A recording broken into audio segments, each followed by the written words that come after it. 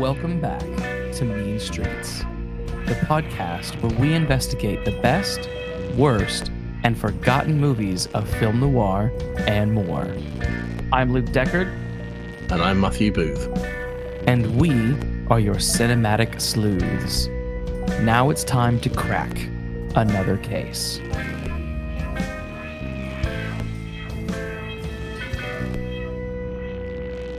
What is today's case? Today's case is 1995's Judge Dredd. One Falcon. We're good. We're going. Goodbye, everybody. End of episode.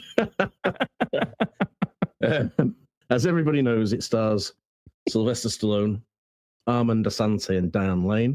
The screenplay is by William Wisher Jr. and Stephen E. D'Souza, obviously based on the character appearing in 2000 AD. And it's directed by Danny Cannon. And the IMDb longline is, in a dystopian future, Joseph Dredd, the most famous judge, a police officer with instant field judiciary powers, is convicted for a crime he did not commit and must face his murderous counterpart. Judge Dredd. As a log line, I'm fine with that. That sounds kind of basic, but compelling enough. It's not screaming originality, but it's also not screaming this is going to be complete Dreadful. and utter dog shit. Yeah, I agree. Judge Dredd. Do you remember? Did you see this when it came out? No, I don't. Well, I don't remember going to see this when it came out. I think I must have seen this first on DVD or some video. Yeah. But I honestly don't remember the first time I saw this. I heavily remember the marketing for this. How old was I? 7, maybe somewhere in that range. I was massively into things like RoboCop and Terminator and things like this, and just the trailers alone, this screamed RoboCop, Terminator kind of stuff. So yeah. I loved it based on that alone, but I never got to see the film.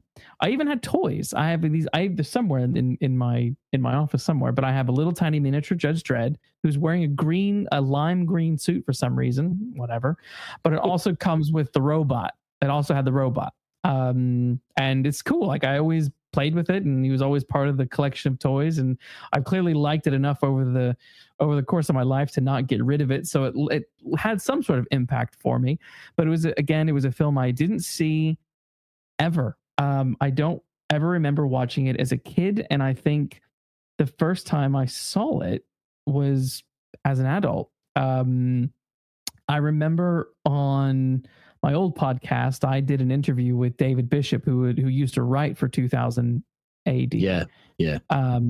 And we watched both Dredd films for that discussion. Me and my old co-host there.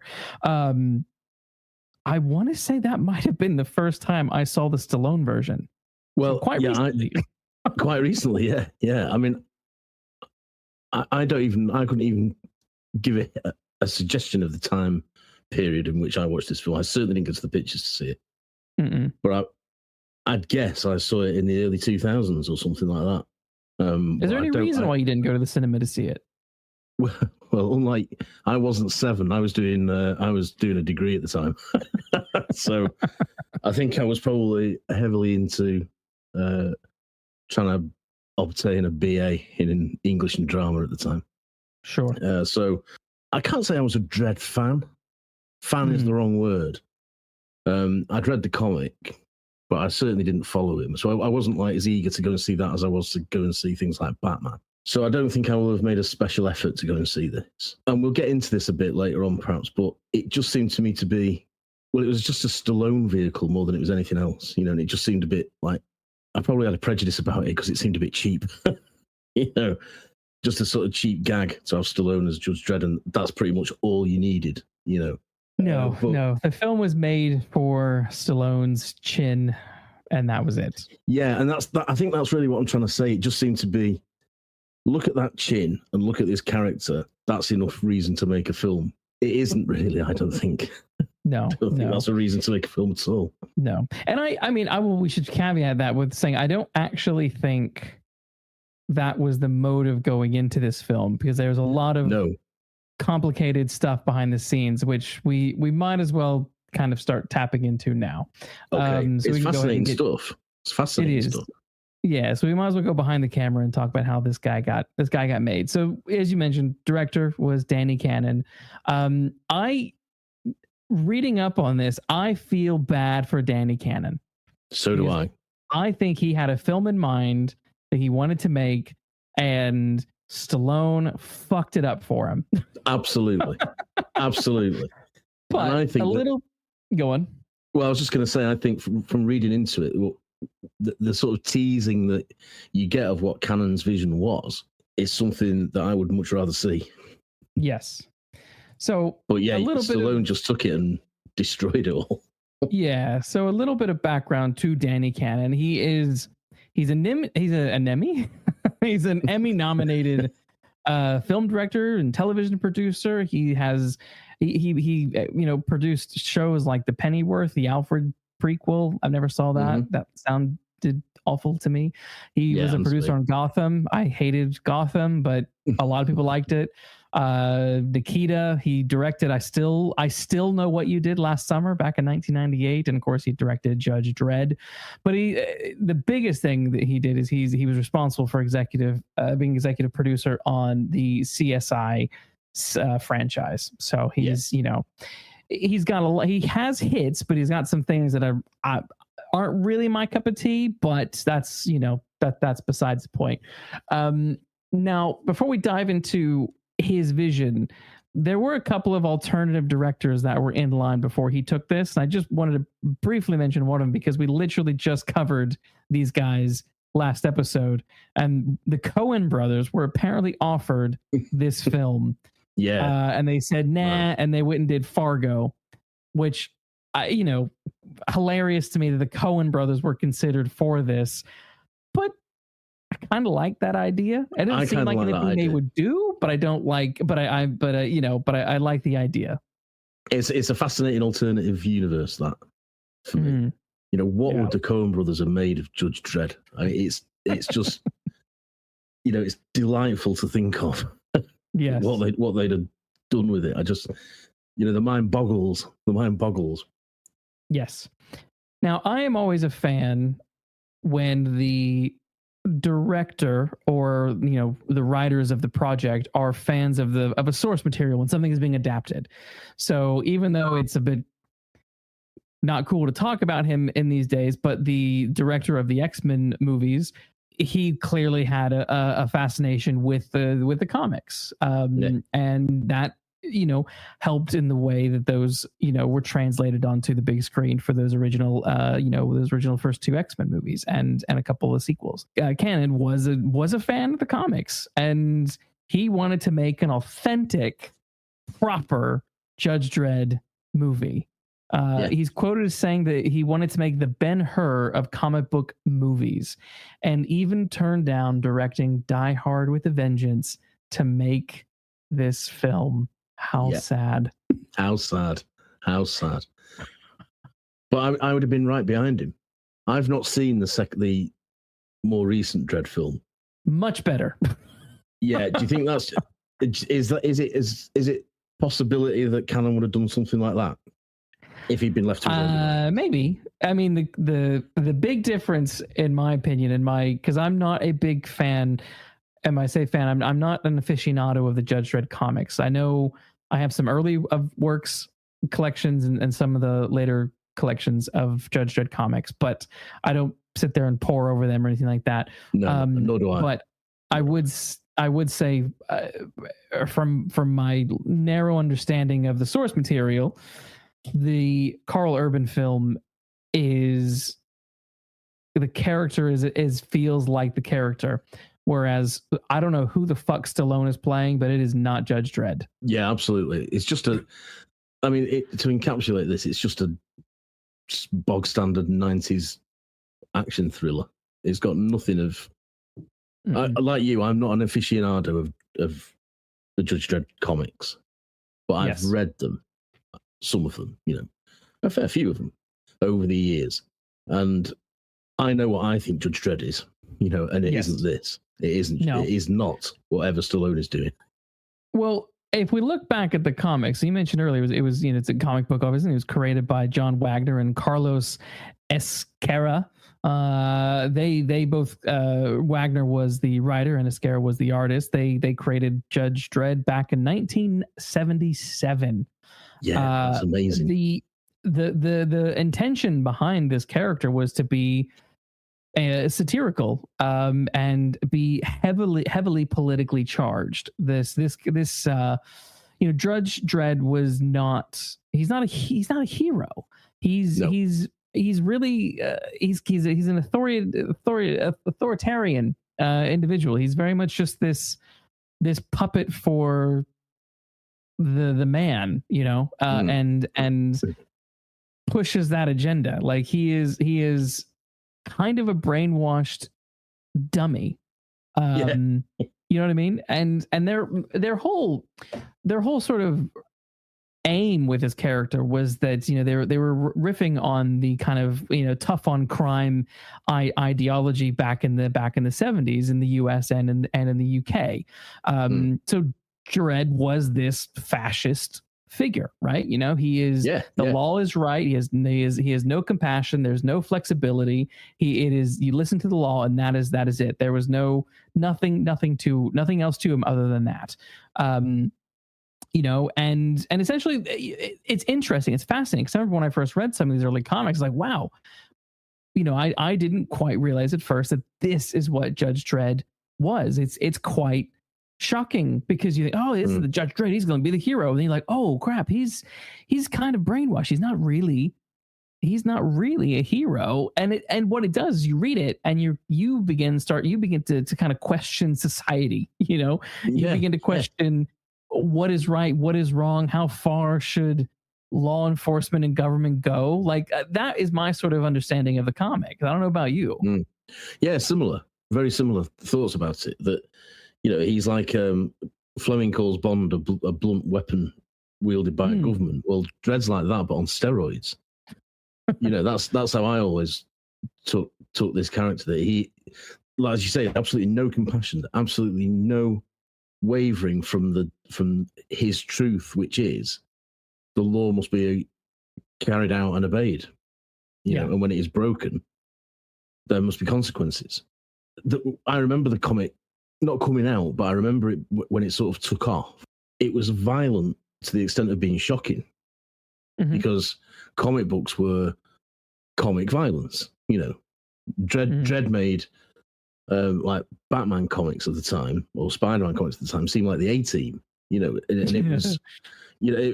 it was, it was cartoonish compared to Dredd, whereas Dredd was doing some really nasty things, violent things in the name of the law. I mean, that, and to someone who grew up in the late 70s, early 80s, that was a shocking thing to read.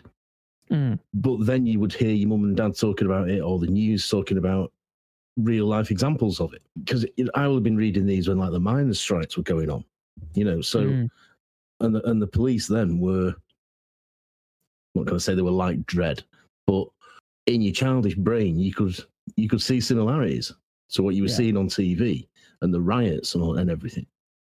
So what was happening in the Dredd comics? So they did have a real resonance to sort of 10-year-old me in 1984 when I first got my hands on. Around about that time, I would have first got my hands on one of these comics. Yeah, and to see a film that would present that, I think would be something really exciting. And like the comic, would be quite challenging to watch.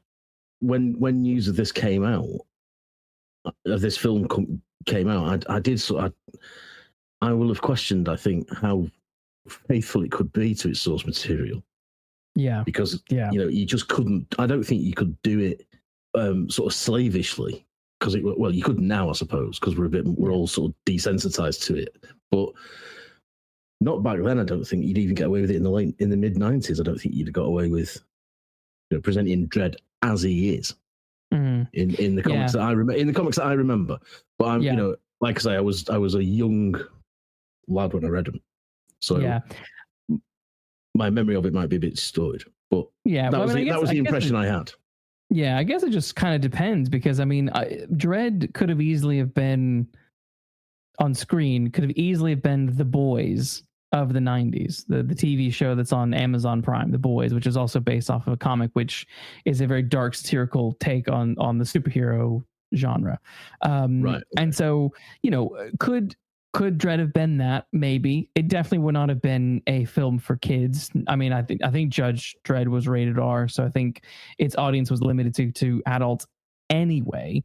But RoboCop was deeply satirical and quite dark, but the problem that I feel with Dredd is that throughout the years, his character was kind of slowly changing. That sort of dark, fascist, satirical take of the initial character was waning already in the comics by the mid 90s to be sort of a bit more morally ambiguous. There's a more political. More critical of the political establishment and things like that, and the character trying to be a little bit more complex than just sort of robot for the robot enforcement law enforcement. Yeah, exactly. And a character like that would have started to go out of fashion. Yeah, after the 80s, really. Yeah, and I'm assuming as well. Also, we're talking 1995. This was made probably being in production probably 1994ish. I would imagine they're also reacting to things like RoboCop, which came out in 87. We would have 3 RoboCops films by now, and that's, you've got your political satire, but you've also got your hero who's wearing a helmet. And you just see his mouth, and but he is clearly, RoboCop isn't a product of the he's a product, but he has his moral code that goes beyond what the police force is trying to enforce upon him.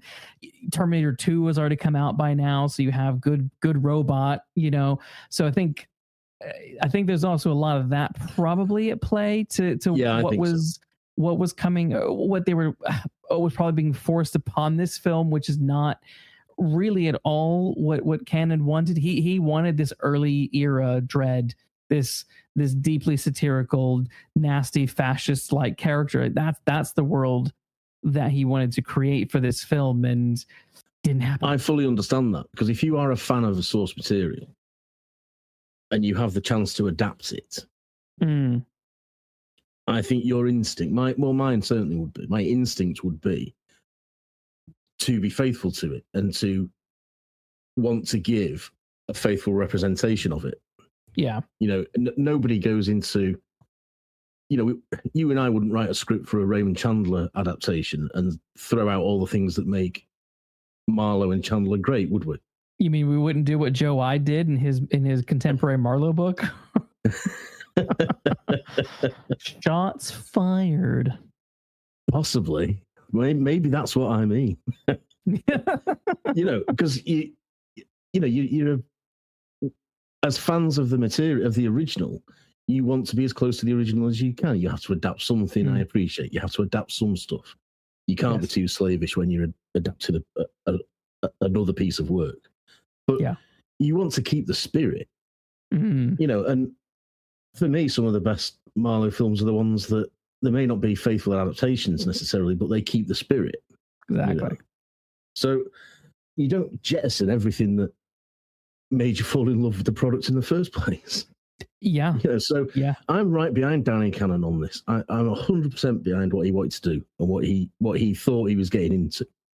And I feel painfully sorry for him that his name is still attached to this. Yeah.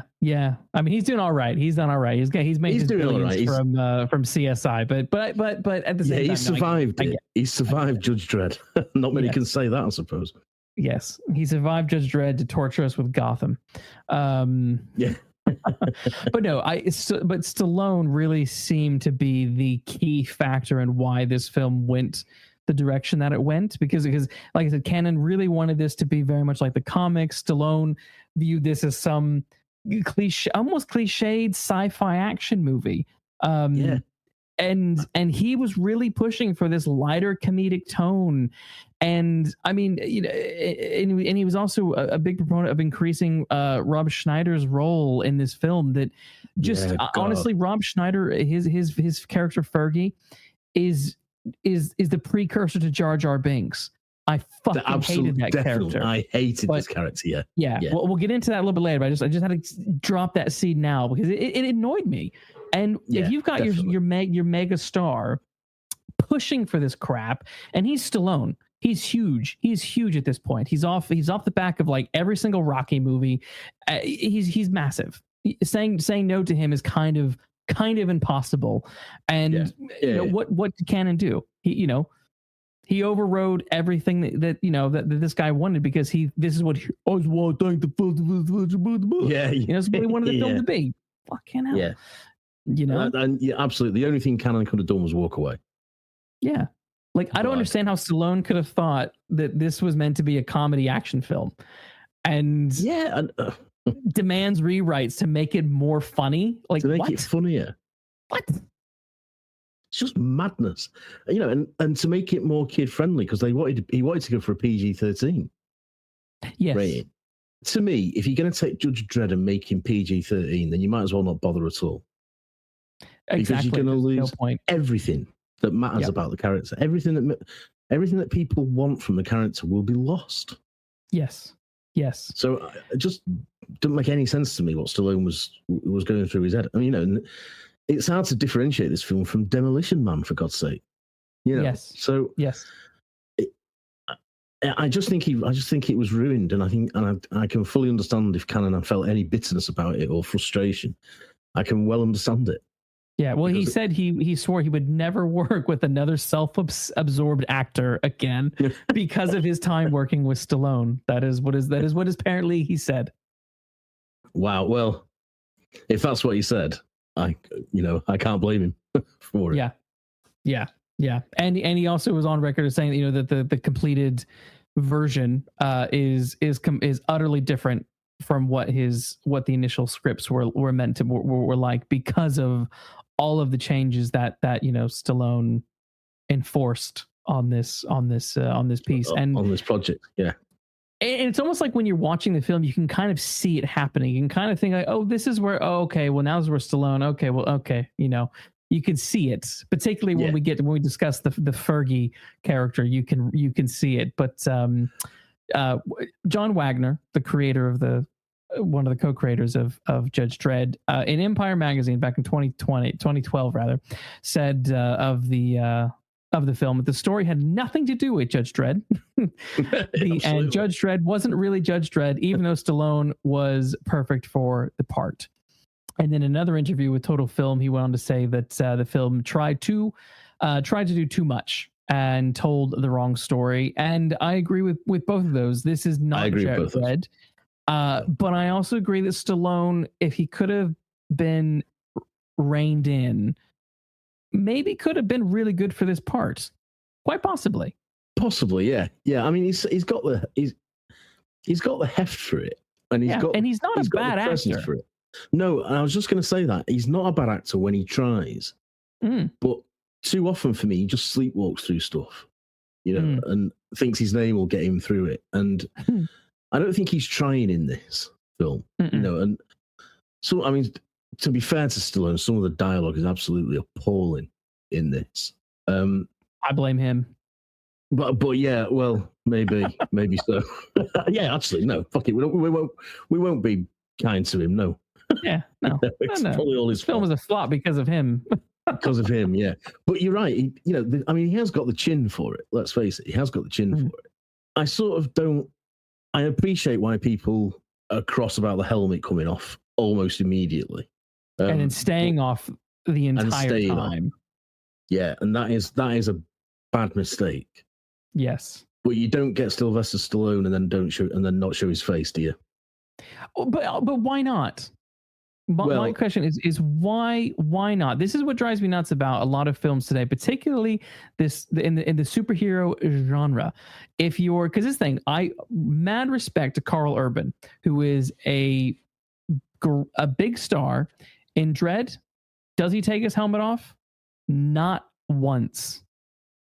Because you don't need it. Like, if you're a superhero and your character is Spider-Man, okay, you're Peter Parker over here, now you're Spider-Man, that's fine.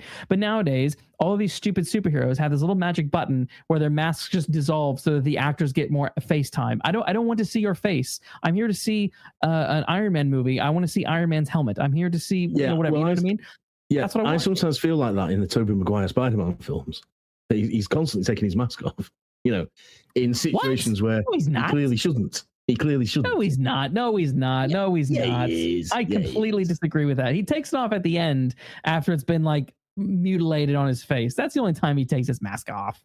Doesn't he take it off when he's saving that train so everyone can see his face in the second one? No, something f's up his mask. Oh, does it get blown up? Yeah, does it get set on fire or something? Maybe something messes up his mask that makes him take it off. He doesn't just randomly do it. Perhaps I need to rewatch those, but I do remember watching and thinking, why is he always taking his mask off? Anyway, beside the point. I agree. You should be able to tell a story where Dredd keeps his helmet on, and it shouldn't matter because we all know it's Stallone. Yes, we all know it's Stallone. We can hear his voice, and yes, it's no difference playing Batman, is it? It's no difference to Batman's mask, really, or Daredevil's for that matter. So, but I think at the time, studios being what they are, and in the mid-90s when he was such a star, I think they'll have wanted the money's worth.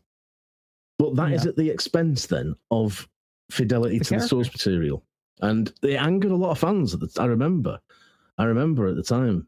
Like I said, I'd not been to see it, but reading reviews and articles where people were livid about the fact that he took his mask off. He took his helmet off. And as you rightly say, that compounding the crime then by never putting it back on until the end. Yes.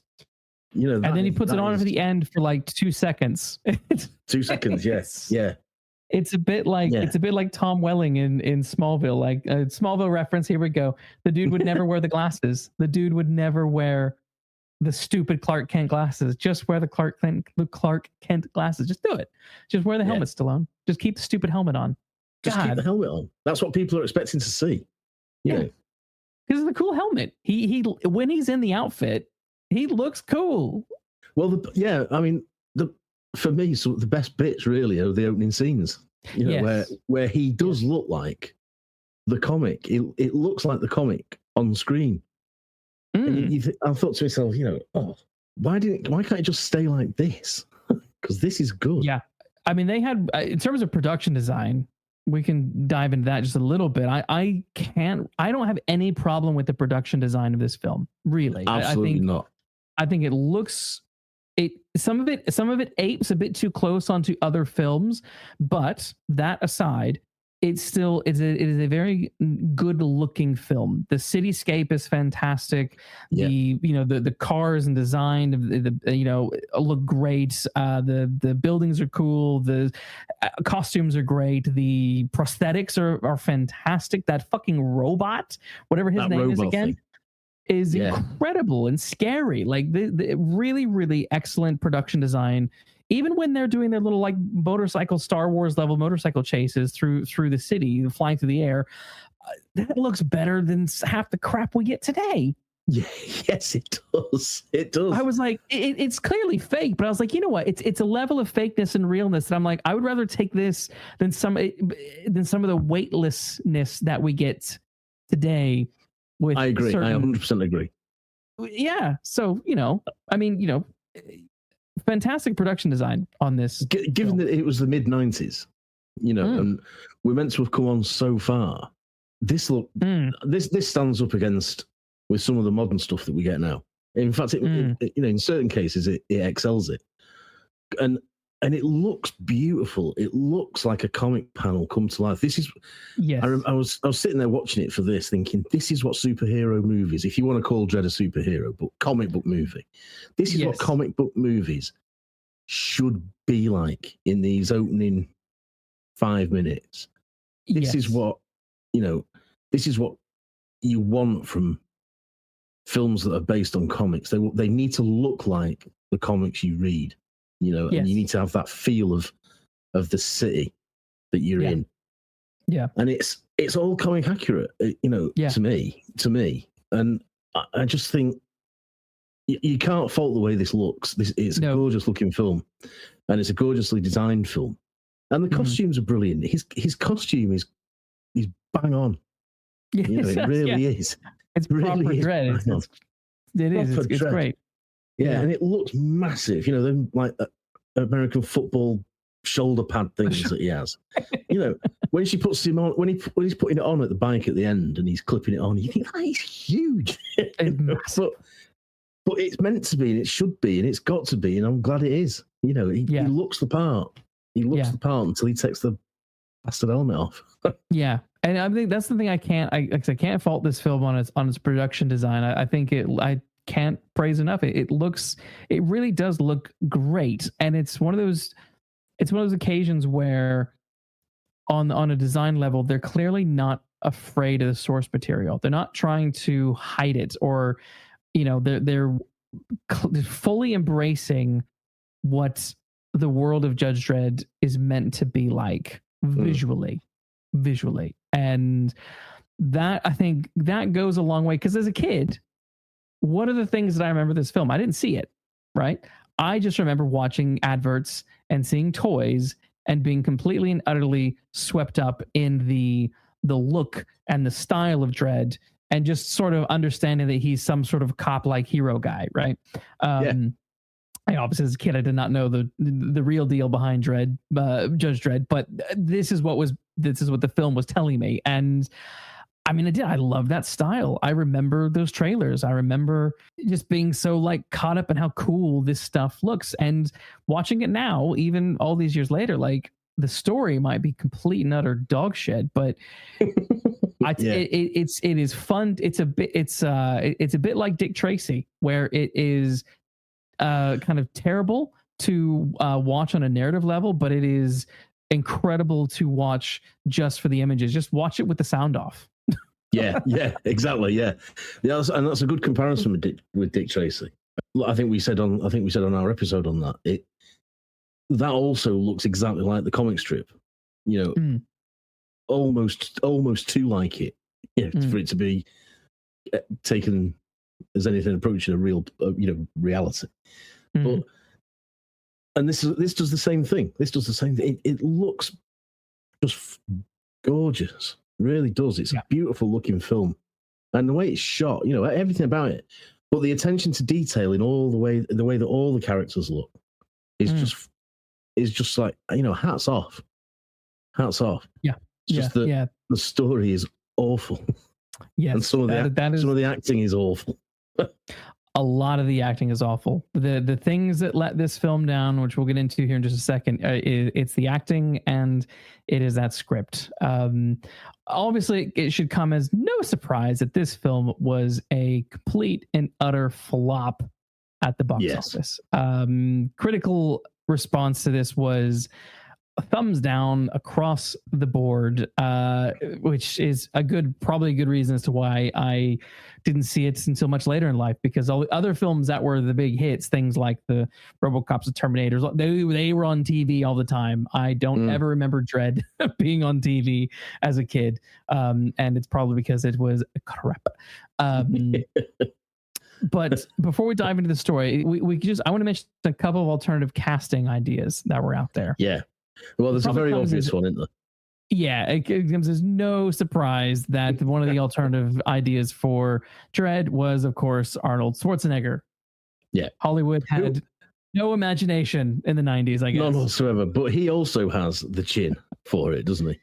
He does. I mean, I read that there were ideas about doing this film in the 80s with Harrison Ford attached. I read that as well, and I'm not sure how I feel about that. I don't know if it's true or not, but I don't know if it's true either. But it would have been a very very, very different kind of Judge Dredd, but possibly. I think Ford's too at the time. Well, in the 80s, he was still Han Solo and Indiana Jones one. I think he was too heroic. But he's also doing Blade Runner. He also did Blade Runner. Jack Ryan as well. He'd done Blade Runner in the 80s. Yeah.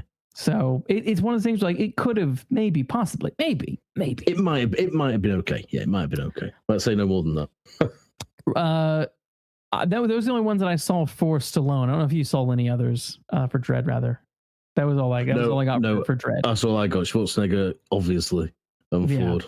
Yeah. So the character of Rico, the alternative idea for that was Christopher Walken.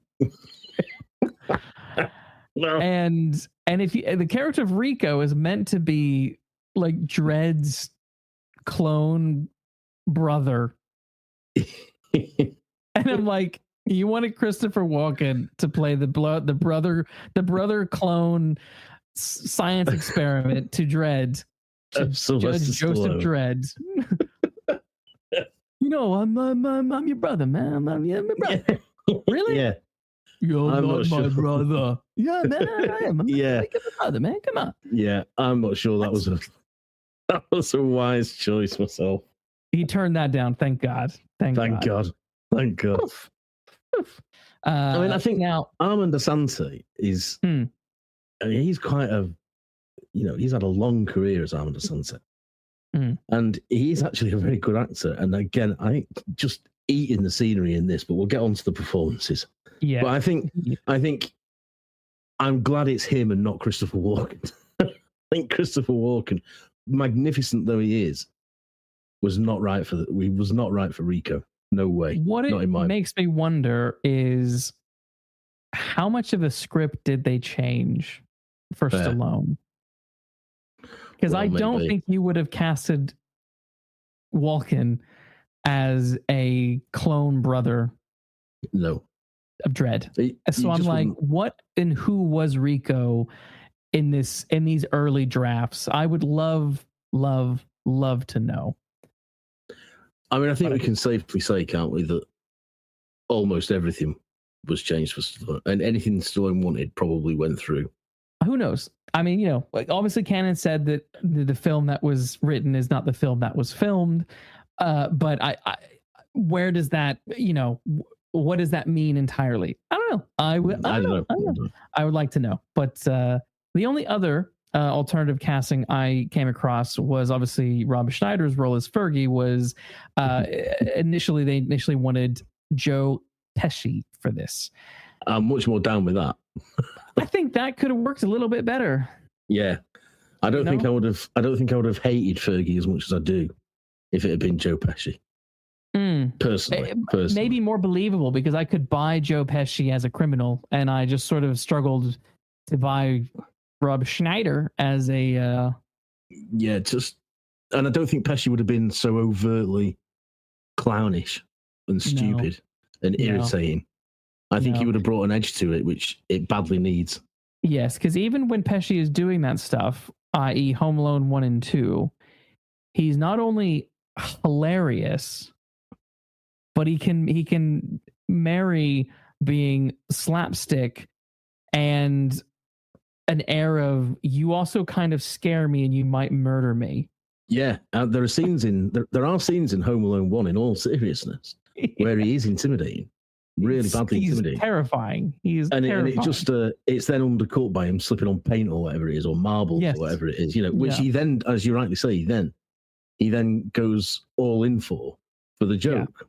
It's a brilliantly judged performance in Home Alone from Joe Pesci, and I think he would have done something similar in this had they cast him. Yes, I don't know why he turned it down, but he turned it down. Yeah, I would much have preferred to have him than Rob Schneider. Yes. Now, all right, let's talk about this story a bit. Well, this won't take long. No, but I think from the very beginning, the film just, despite what I said about the visuals being fantastic, there is still a problem in that even though the visuals are fantastic, there is a sense of, there was a lack of identity in this film. Like, I watch it and I'm like, these visuals are great. The set design is great. This car looks pretty cool. It all looks like something I've seen elsewhere. It all looks like Blade Runner. Yeah, absolutely. Well, you can't not draw that comparison, can you? It's so obvious. It's so obvious. Even to the point to, like, we're dealing with replicants. We're dealing with fake humans and creating fake human cops. Yeah. You know what I mean? Like, okay. And you know, you sort of think to yourself, I have seen this before, and it was done better. Yes. Well, the climax, we can jump all over the place narrative wise. The climax is also essentially it's a mixture of the ending of Blade Runner, in which Rick Deckard is hanging off the edge of the building. Yes. And it's raining and stuff. And there's that big drop beneath them, and it's, you can't see for miles. He's so high up. It's that. But then when Dredd gets the upper hand on Rico and throws Rico off, now we're in Batman 89 territory. He's throwing off the Joker, and Rico, let's face it, is acting like the Joker. He's acting unhinged like the Joker the entire time. Exactly. So it's exactly so. Come on, give me some identity, movie. Give me. Yeah, I think there's even a shot, isn't there, of Stallone hanging off that whatever it is, that building, whatever it is, from above. No, literally, it is a shot for shot identical shot. To Blade Runner. Yeah. And like you say, then it goes into Batman, and like you say, it's just you've seen it all before in films I've enjoyed much more. Yes, and it's sad that it's sad. It's a missed opportunity. Yeah, and I think the opening. If I was sitting in the cinema for the first time watching this movie, the opening would have made me sink in my chair, because it's a combination of, and look, many films have voiceover, many films have the text scrolling thing, but the text that comes up on the screen feels very much like the text that comes up on Blade Runner. Yeah. Add to that, the scrolling text is then read by James Earl Jones, by Darth Vader. Yeah. So I'm like, okay, you've got sci-fi royalty reading off this scrolling text that feels a bit like that dystopian future that is Blade Runner. Yeah. And these sort of texts before the credits they were so common in the 90s, weren't they? There was loads of films had them in the 90s.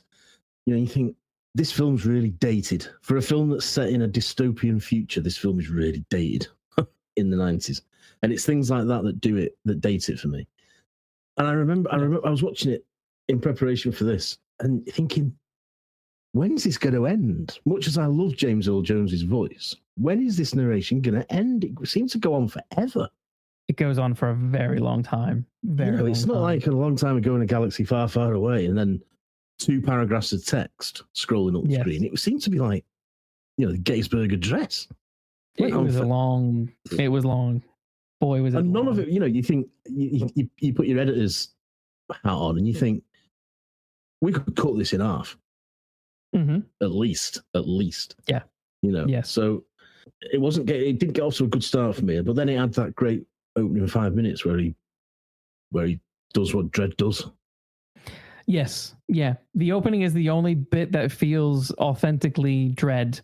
The thing is that first moment, the moment Stallone opens his stupid mouth, it loses me. I'm lost. I'm now completely not on board with this, because he's like, I was like, nope. The first time I watched, it's like, nope, I'm done. Yeah, I'm not. I cannot take this serious. It feels like a Saturday Night Live parody of what this film would have been. I was just going to say it sounds like a parody, and it sounds as if he's sending it up. And I think one of the reviews I read said it doesn't know if it wants to be making fun of this sort of film, or whether it wants to be a real violent example of one of these films. Yeah. And it never really is one or the other. Yeah. There's no balancing act. It's just the, Yeah. So and Stallone is partly, mostly to blame for that, in the way that he delivers some of these lines. And the crucial thing is, when you have a character walking around saying, I am the law, and stuff like that, there's a very specific way of delivering a line like that, I think. Oh my God, yeah. So that it doesn't sound ridiculous. Yes. Yes. And because, some comic book dialogue is ridiculous by its nature, it's got to be. And saying I am the law is pretty stupid, but you can sell that line and make it mean something if you're not Sylvester Stallone. Yes. In the way that he does it. And I think he would listen to the director. Yeah, absolutely. Yeah, absolutely. And I think he is trying to send it up. And I think he is thinking this is just a romp. Yeah. And I don't think he cares about it. No, because here's the thing, like that line is such a wonderful noir line. I am the law. Yeah. Like all private eyes, all noir fiction, all noir protagonists are essentially they have rejected the system. They often don't work in the system, and when they do, they often subvert the system for their own means and take the law into their own hands, and they are the law. And this is where like Dredd is a very interesting kind of noir-esque neo-noir character, and that is he is an anti-hero. He does sort of straddle that line. He's not a goody two-shoe hero. He's not a Batman-like hero. He is that kind of gray, morally gray character, but he's also maybe more in line with the Mickey Spillane kind of type, in that he is quite dedicated to the system and in some ways. But you have this sort of, he sees himself as the law because he is the law in this noir-esque environment, this very oppressive, corrupt world. It fits so nicely into that. And then you just got this fucking clown of a performance. Yeah. By Stallone. You're just like, well, you've now ruined anything that could have made this cool. Like Arnold Schwarzenegger saying "Hasta la vista, baby" is stupid, but because it is done the way, but like on paper, right? But on the the way it is done and performed, it's badass, and that is why "Hasta la vista, baby" is an iconic line, and not "I am the law." Yeah, exactly. And and I Schwarzenegger knew that and was clever enough to understand that and was clever enough to pull that off.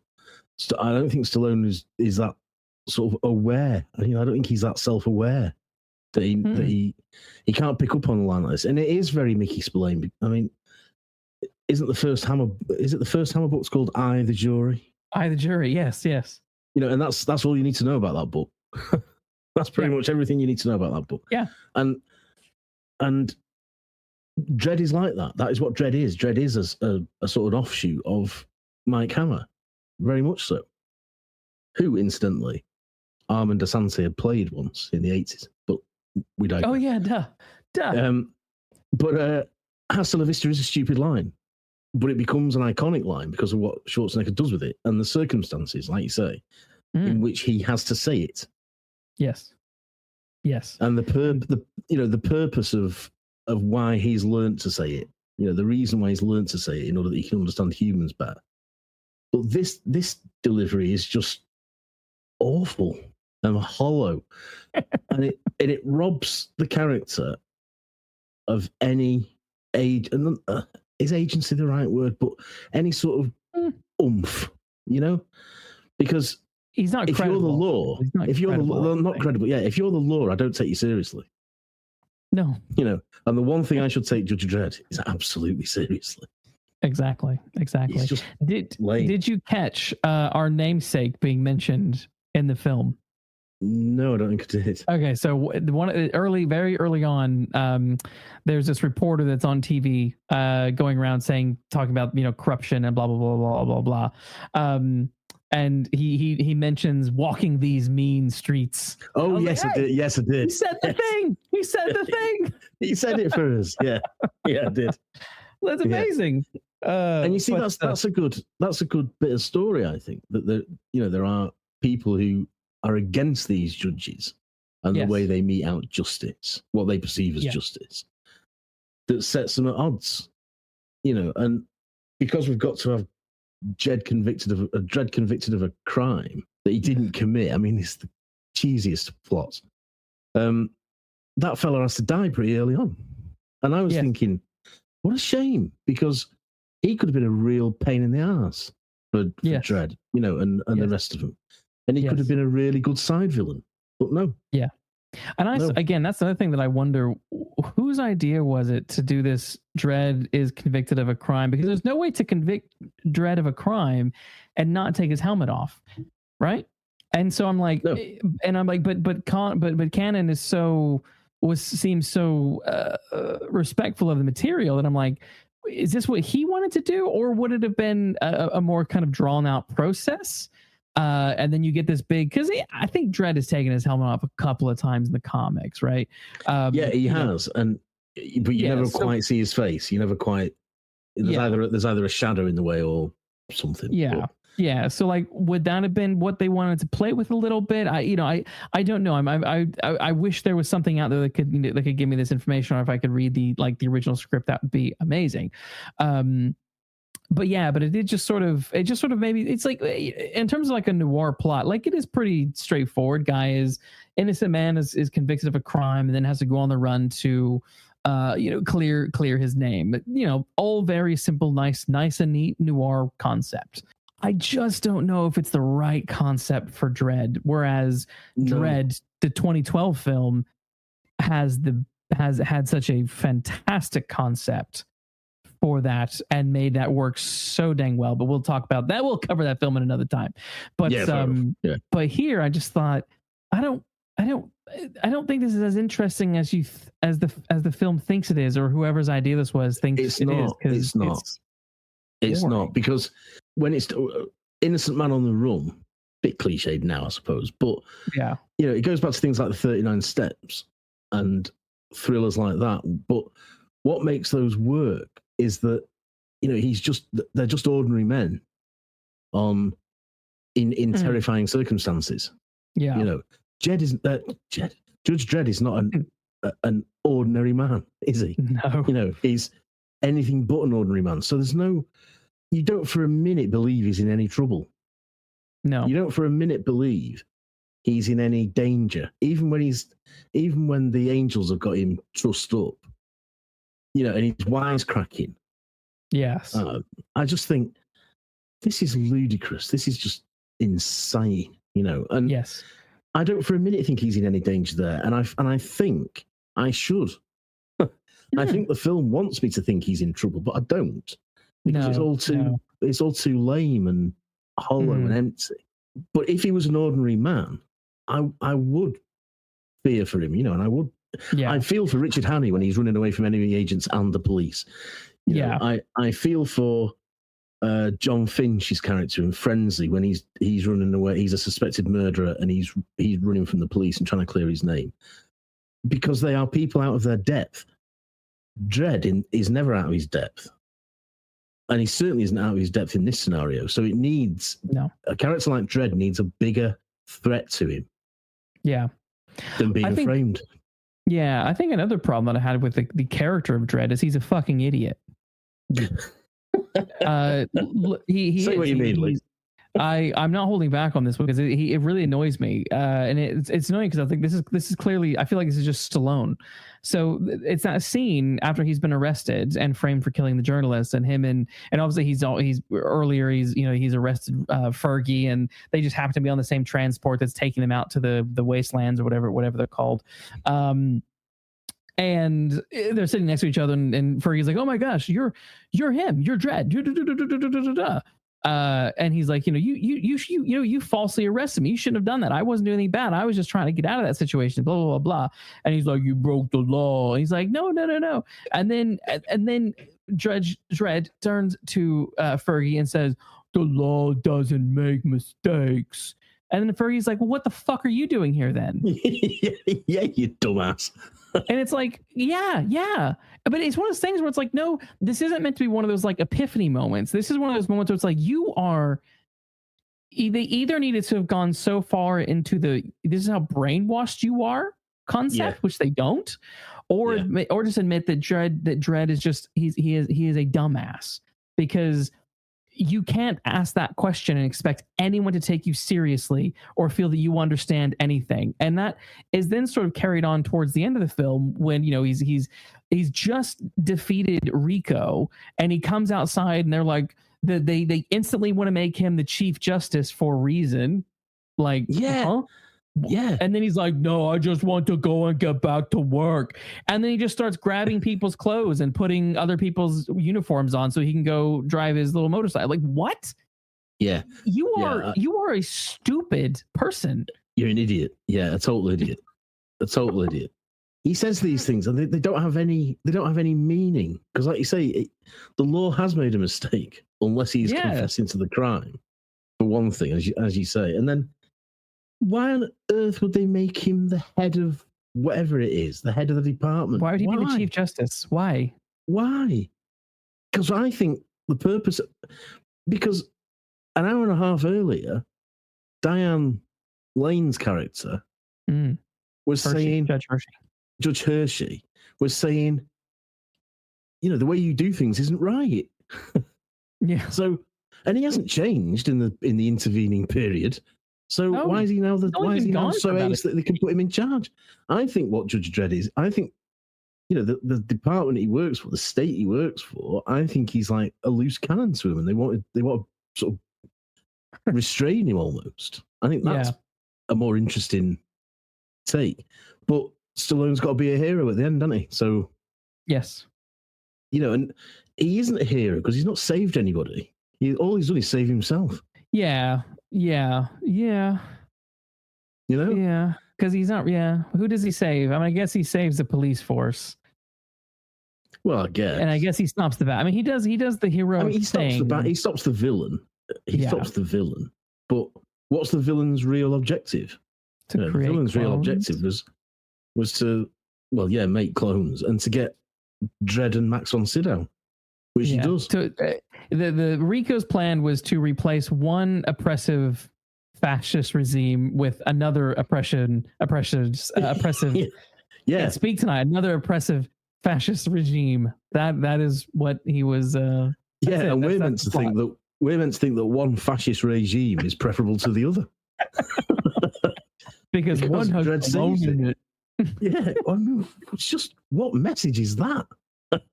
Yeah, and I don't think the film has thought. The film doesn't think about things like this. It doesn't think about questions like this because it's just a dumb 90s thriller.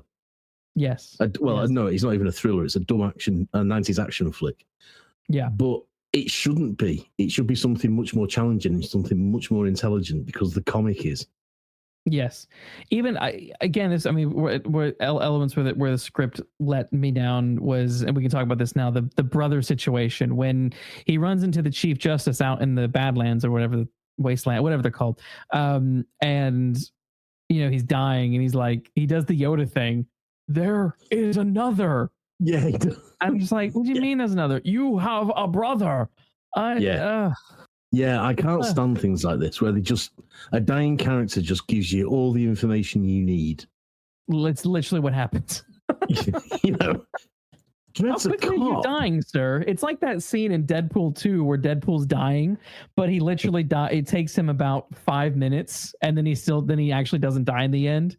But like he does these moments where he's like, oh, okay, this is it, and then he'll hold still for like 30 seconds. He's like, nope, still here.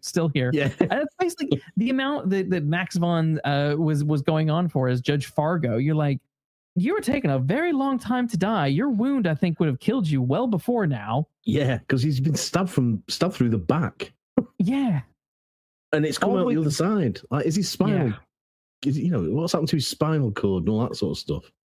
So, anyway, Max von Sydow can wax lyrical and give Dredd all the information he needs because, after all, Dredd's a cop.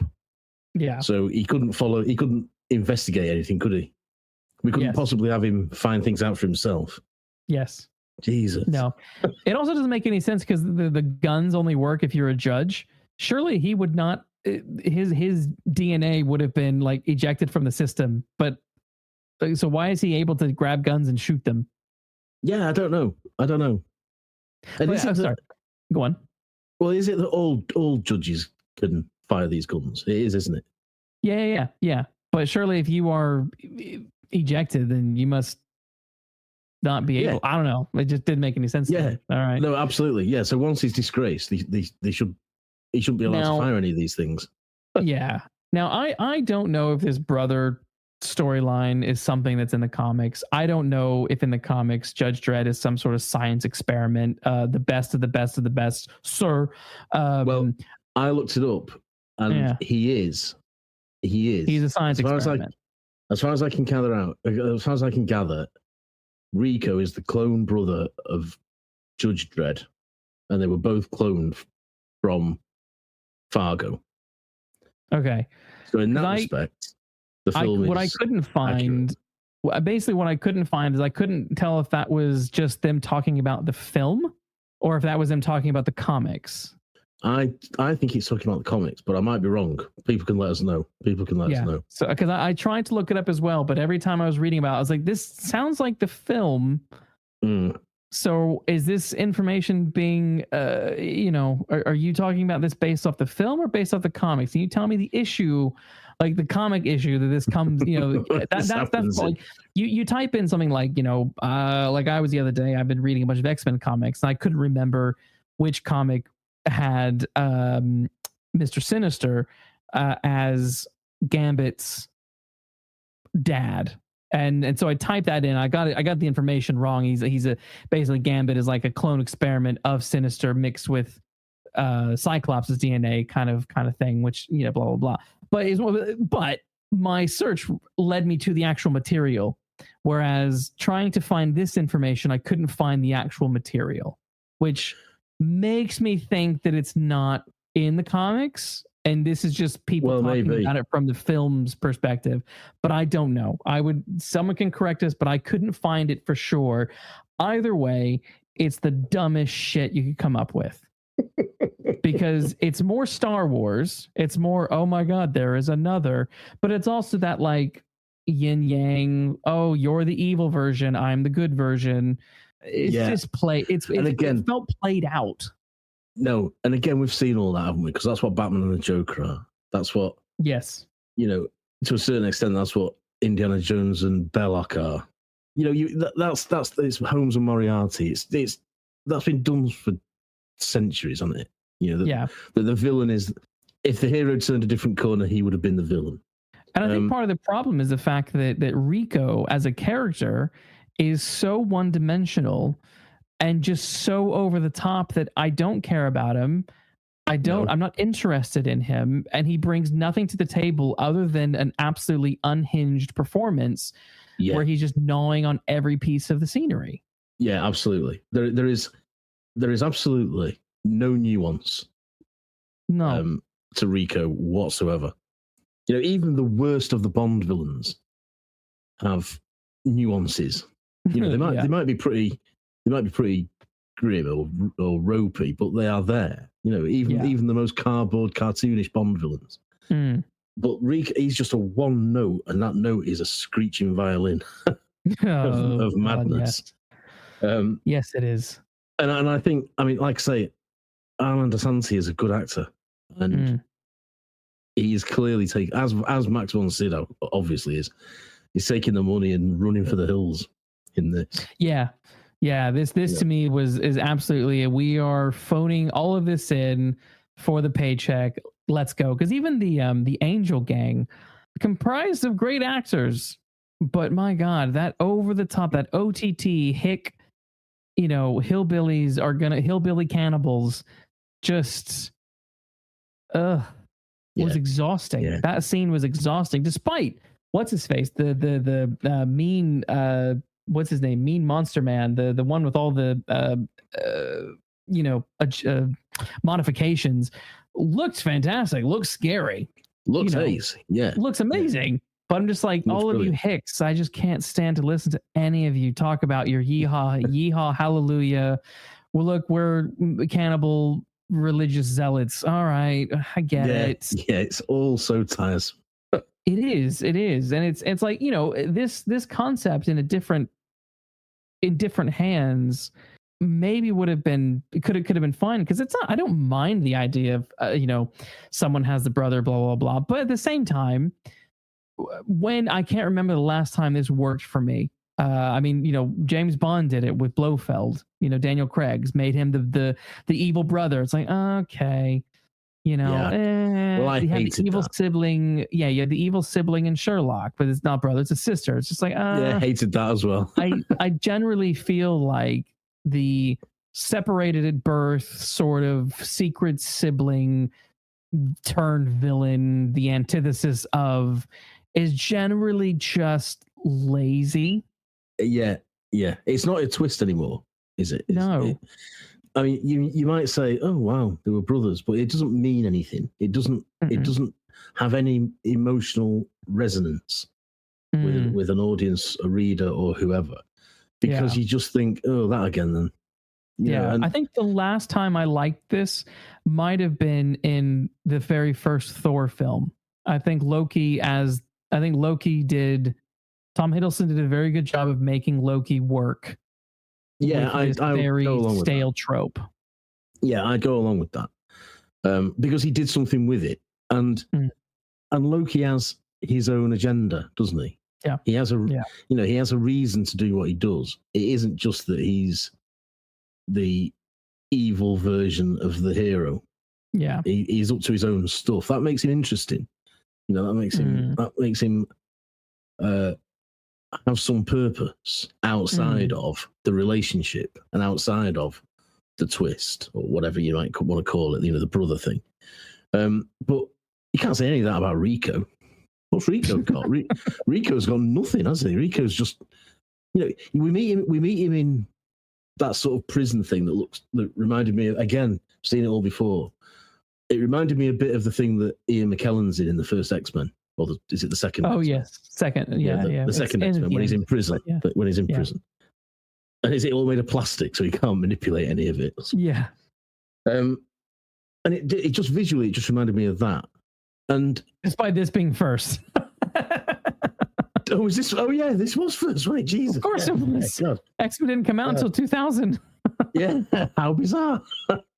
In that case, this was highly original and imaginative. Well, this is the thing. This is where it's one of those things where it's like the visuals are fantastic, but this story is so asinine that it's so and the characters are so boring that you just don't care. I mean, the characters don't change.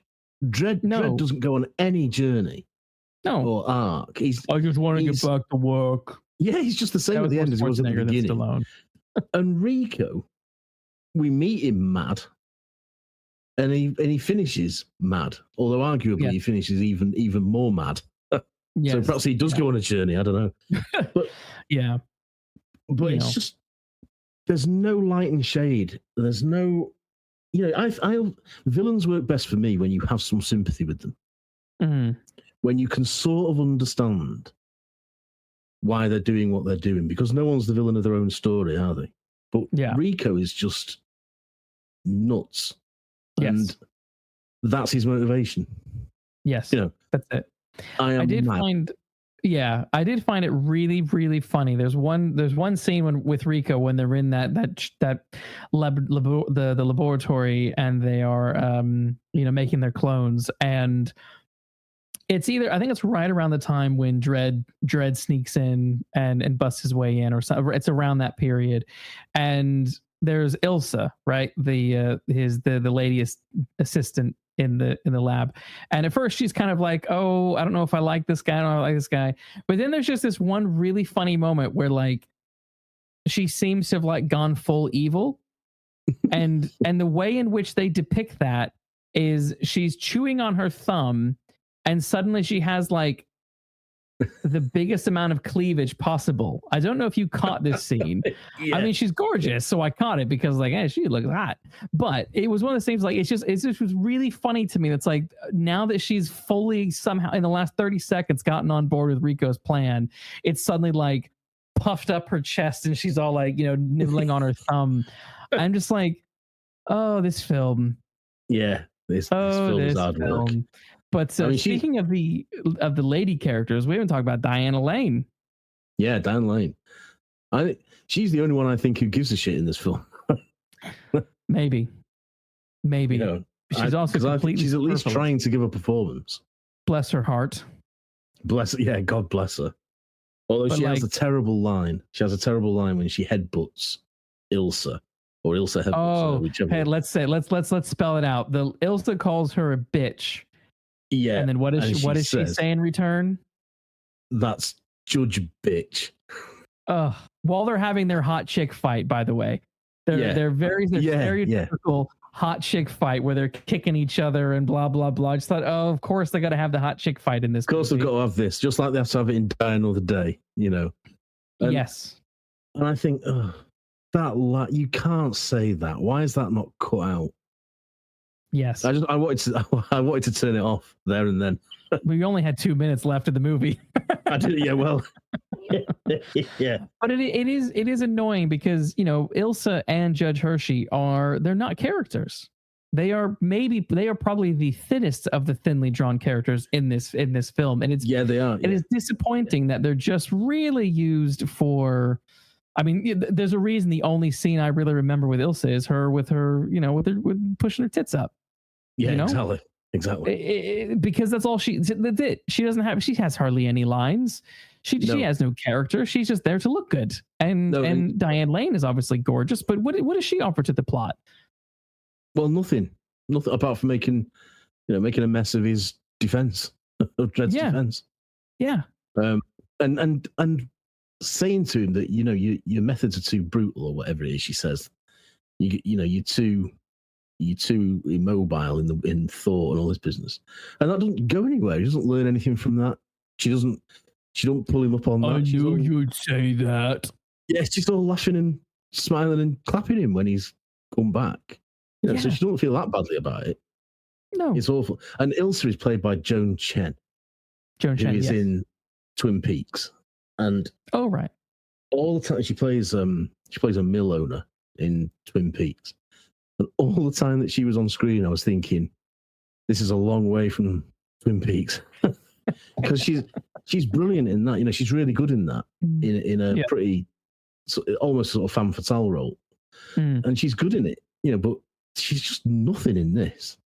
She's got nothing to work with. I mean, I don't blame either actress. No, God, no. There's just nothing to work with. It's just lines and it's just film speak. Yes. And you just got to say it as quickly as you can and move on. Yes. Yeah. She's there to state the obvious. And that is the one line I remember her saying is that she tells Rico that you're just a petulant child. Can I have my paycheck now and go home? And she delivers it like that. She does. It's like, all right. It's just. And the cast is fabulous. As a whole, the cast is fabulous. Yeah, there's Stallone, but there is Armand Assante, despite the fact that he's just eating the scenery. There's Diane Lane, there's Jürgen Prochnow, there's Max von Sydow. Even Ian Dury from Ian Dury and the Blockheads is in this. Yeah. The sort of, like the pawnbroker or whatever he is. Yes. And we were saying before we, in the build-up to this, there's people like Ewan Bremner from Trainspotting's in this, and Adrian Barbeau is the voice of the computer. There's good stuff. There's good people in this film, but they're just given dross, and all good actors can do with dross, I think, all they seem to do is go over the top and take the money. Yeah. Well, there's that quote from Eddie Murphy. I'm pretty sure it's Eddie Murphy, where I want to say he was talking about Beverly Hills Cop 3 in this interview, where he's basically like, when it's going to be a bad movie, and you just turn up and you do the work and you go home.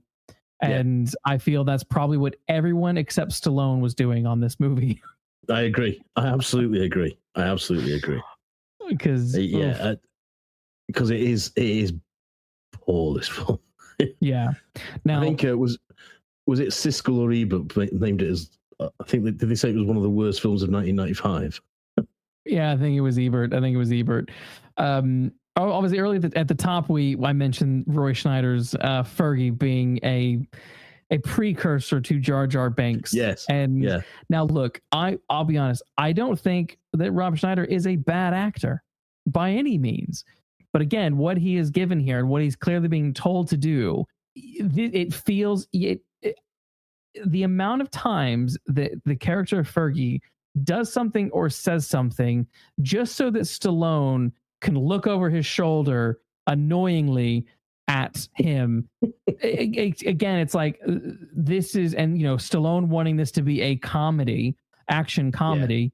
a la maybe something like, he probably thought this was going to be like a Lethal Weapon kind of situation. I don't know. But like you can just, it's so on the nose and so obvious every single time it happens that you can just feel that Stallone probably said, "No, this is what we're gonna do. You're gonna say the thing. I'm then gonna look at you and then blah, blah, blah, blah, yeah." And they're like, "Okay." I agree with all this. You know, but then at the same time, like, who is it? Stallone letting Rob Schneider go unchained? Because, for example, the chase scene when they're flying through the city, he just won't shut up. He won't stop yelling. Like everything is cranked to 11, and he's acting just like Jar Jar in the Phantom Menace during the final battle. I hadn't thought of it in those terms, but you're exactly right. He is exactly like Jar Jar Binks. Yeah. And when he's on that gurney at the end, being put into an ambulance, whatever it is, he's still going. You know, and you think, shut up. For God's sake, just give me ears a rest. He's doing the thing in Kiss Kiss Bang Bang where they're like, we can't let everyone die. We bring everybody back. Because he should have died. Yeah, absolutely. Yeah, and I don't know. I think it probably is Stallone letting him have free reign, because I suspect that he thought Schneider was funny offset and just said, "Do that." That's what he was saying. He wanted to pump up that role. So he clearly was. Yeah, he wanted something. He wanted something from Schneider, and he wanted more of it. Because Stallone had a warped idea of what this film was meant to be. Well, I think it's telling that Stallone had said, he's on record as saying, he'd never heard of Judge Dredd until he was offered the part. And my God, that shows. See, that shows. This is a complicated one, I think, because I don't mind that. I don't mind it if the actor, because people say this about the like comic book shit. Oh my God, they don't know the produce. No, they don't. Oh no, I'm not saying it. I'm not saying it like they're playing. I know. But because what annoys me with it though is like I don't mind it, but I do agree that or I suggest rather that someone like Stallone, if they don't know the character, it is their responsibility to go and read the comics. It's not even necessarily their responsibility to necessarily read the comics, but it's their responsibility to read the script and understand what the script is demanding of this character. Right? Yeah, well, at the very least. Which means he then needs to listen to the director and not shove his own stupid ideas into it. Yeah. Right? Like, I watching this film and knowing what Stallone did, I'm thinking he probably put that stupid robot in Rocky 4 or 5, whichever one the robot is in. It's probably him. He probably did. Probably him. Yeah, probably is. Probably because it's given this film and how dumb this thing is, that seems like the kind of dumb thing he would do. Yeah, absolutely. I mean, I do think there's a responsibility on an actor if he's taking the role seriously. Well, I mean, certainly to read the script, but I think if it's an adaptation from a different source, I think they should at least dip their toe in that source to find out what it's all about. Because he will have seen from even the first 2 pages of panels of 2000 AD that it ain't a comedy. Yeah. You know, so I'm not saying he has to read every back issue, but I think he has to go and, I don't know anything about this, I need to go and get a flavour of it, you know. Yeah. And we know that actors do this. Timothy Dalton did it with the Bond books. He went straight back and read all the Fleming books and said, right, this is what Bond is. How can I get that into the script, sort of thing? You know, it happens. But he's just not done it. You know, he's not made any effort to do that on this. There's no way this film should be a comedy. And I don't think there's a way, really. Again, not an expert. I don't know if Fergie is in the comics, even, or whether he's a creation for the film. But if he is a creation for the film, he's no right to be in the film. No. And if he is in the comics, then I'm willing to bet he isn't like this. You know? Yeah, I would imagine so. I can't imagine that the comics wrote him like this. No, I because wouldn't. it jars. It would that this character, this Fergie in those comics would tonally jar so much that it'd be almost unreadable for me. Yeah. You know. Yeah. And it's just a way of making, like say, a lethal weapon type of wisecracking sidekick, except he isn't a sidekick or wisecracking. He's just an annoying little turd. Yes, drives me absolutely nuts. But even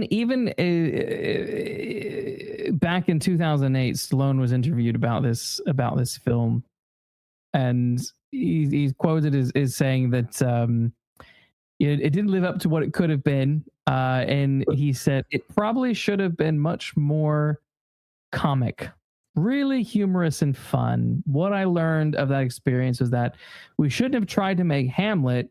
It's more Hamlet and eggs. And I'm like, fuck me. Even in 2008, you still don't get it. Get it? Yeah, absolutely. We should have made it more humorous. Like, the humor was the problem, you dumbass. Yeah, absolutely. I'm so snarky on this one. I'm so snarky. It's because you can feel that bloated actor ego, that megastar ego in every scene, and it's making everything worse. Everything worse, yeah. And I found that quote, and I found another one, and this says it all to me, really. From what he said, from what I recall, the whole project was troubled from the beginning. The philosophy of the film was not set in stone. By that I mean, is this going to be a serious drama or with comic overtones like other science fiction films that were successful? So a lot of pieces just didn't fit smoothly. And I think to myself, but that was your fault. Because everything I've read suggests that Cannon's original idea knew exactly what it was doing and where it was going. Stallone probably didn't know what satirical meant. He probably thought satirical was funny. It was funny, possible. Satire can be funny, but it can also be serious. And he probably thought, "Oh, it's just meant to be funny. You said it's satirical. This isn't satirical." Yeah, maybe so. That's probably what happened here. And then he says in the same quote, in the same interview, he says, "I knew we were in for a long shoot when, for no explainable reason, Danny Cannon, who's rather diminutive." I don't think Stallone's tall, is he? Anyway, jumped down from his director's chair and yelled to everyone within earshot, "Fear me, everyone should fear me," and then jumped back into his chair as if nothing had happened. Yeah, and I think that's a real sly dig at a bloke who has had his dream project taken away from him by you and pissed all over. Yeah. And I found that really sort of annoying.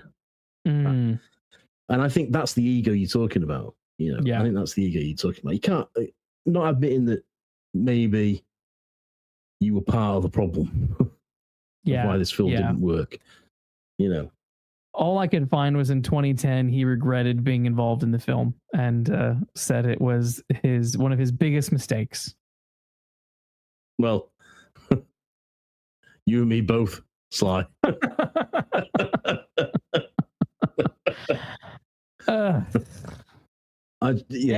Any final thoughts on Judge Dredd? Actually, I've just got one little gripe. I've just got one little gripe, and that is, I don't own this film on physical media. I do digitally, unfortunately. So I had to download, get it off Sky. Yeah. Except when I came to download it, it had gone. So I had to get it off Amazon Prime. Yeah, that's right. So I had to pay for it. Yeah. So I've had to pay money to watch this. I'm really sore about it. But no, I have nothing further to add for this. I think it's fairly clear what our view of this film is. Yeah, it's a disappointment. It really is, in all seriousness, because there are so many interesting noir elements in Judge Dredd that could have been explored, and this could have been a legitimately iconic film of the 90s. It had the potential to be so much more than what it ended up being, and it just the overall thing is just, it's a massive disappointment. I think if I had to sum it up, I think I would say it's a missed opportunity. Because I think it is. I think it is, sadly. Yeah. And I can only hope, and I've not seen it, but I will watch it, that the second attempt does more justice to the characters. I'd say overall, yes. There are fans who still have gripes with it, but on a whole, it's one of those that thought that was good. That definitely deserved a sequel, and it's a bit ridiculous we never got one. So, but we will. This didn't need a sequel. This did not need a sequel. No. One day we will cover. I think we will cover Dredd, because it's worth it. It's worth covering. I don't dislike that one, but I mean, we said we commit to investigating the best and the worst, and I think this is a prime example of genuinely maybe one of the worst films that we've covered. I have it's even like when we were watching things like Dick Tracy, which was a slog. There were still elements of fun and fascination, like gross fascination with it, whereas this is just outside of the visuals. This thing just offers you nothing. Yeah, I agree with that. There were some things about Dick Tracy that I have my issues with it, but it was interesting, and it had things going for it. This really has got next to nothing going for it, in my view. Well, I guess we should rate it then. So, as everybody knows, we score our films 1 out of 1, 5 Falcons, 1 being the worst, 5 being the best. I said at the beginning of the episode, 1 Falcon. Yeah, 1 Falcon for me as well, and that is for the design, purely production design. And if I could rate this, if I was rating this just on production design, it would be a 5 Falcon film. But I have to take everything else into account, and Stallone's ego knocks it down all the way to 1, because you can't in all honesty give this. Well, I can't give this more than 1 Falcon. No. Not be able to look at myself in the mirror. No. I gotta look my kid in the eye tomorrow. I can't. Yeah. How can I look my kid in the eye if I gave Judge Dredd more than 1 Falcon? Yeah. Well, I think we have thoroughly investigated this son of a bee. But we'll be back next week with another investigation. But in the meantime, do like and subscribe and leave us a review if you are so inclined. It really helps us out. But in the meantime, remember to take care walking down those mean streets.